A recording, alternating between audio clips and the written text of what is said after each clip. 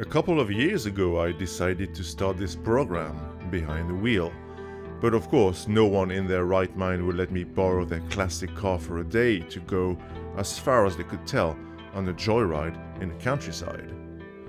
But I was lucky enough to have a friend who owns an oldtimer, and she let me borrow it to film the pilot episode.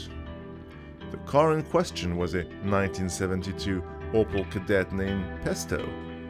And it is very special to me because it has allowed me to be, well, where I am today. And where I am today is behind the wheel of another Opel Kadett. Except this one is yellow, and it has Rally written in big bold letters on the side of it.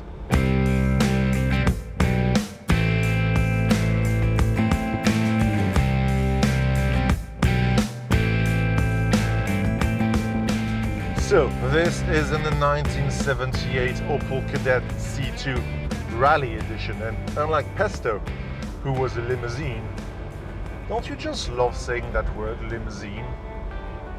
Anywho, this one is a coupe, and I just can't get enough of the fastback lines of cars from this era. I really wish car manufacturers would make more of those nowadays.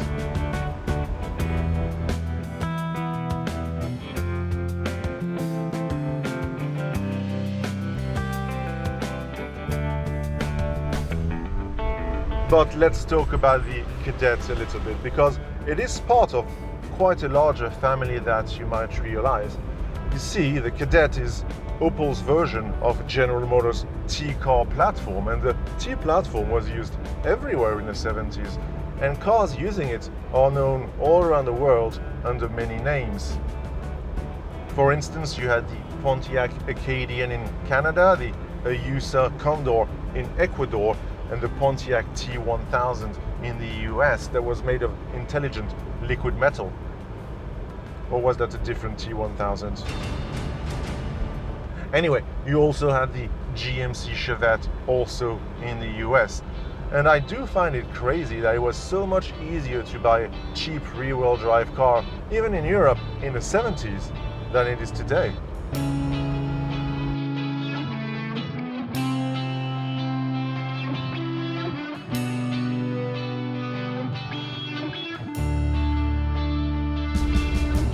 So, what makes this Rally Edition different from the regular Kadett? Well, for starters, it was only in production for 2 years, from 1977 to 1979, which makes it pretty rare.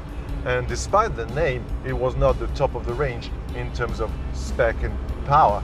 That was the GTE, so the branding of the car actually feels quite like the marketing ploy to sell the car to rally enthusiasts. One version of the car had a 1.6 carbureted engine, but the engine in this one is a 2-liter straight 4 that is making a very respectable 110 horsepower, which really isn't that bad for a car that weighs just 920 kilos.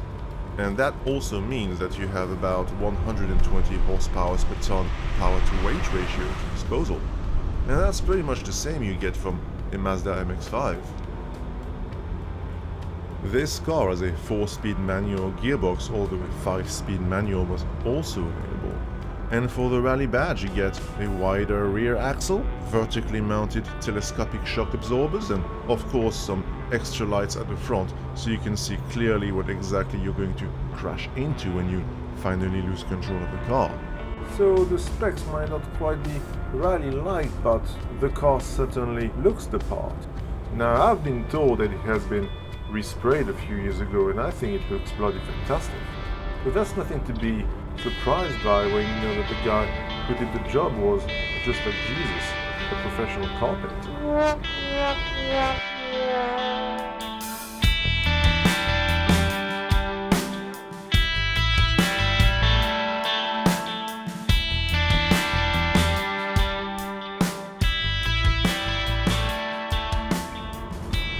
Ultimately, this is a fantastic car and one of the last true Kadetts.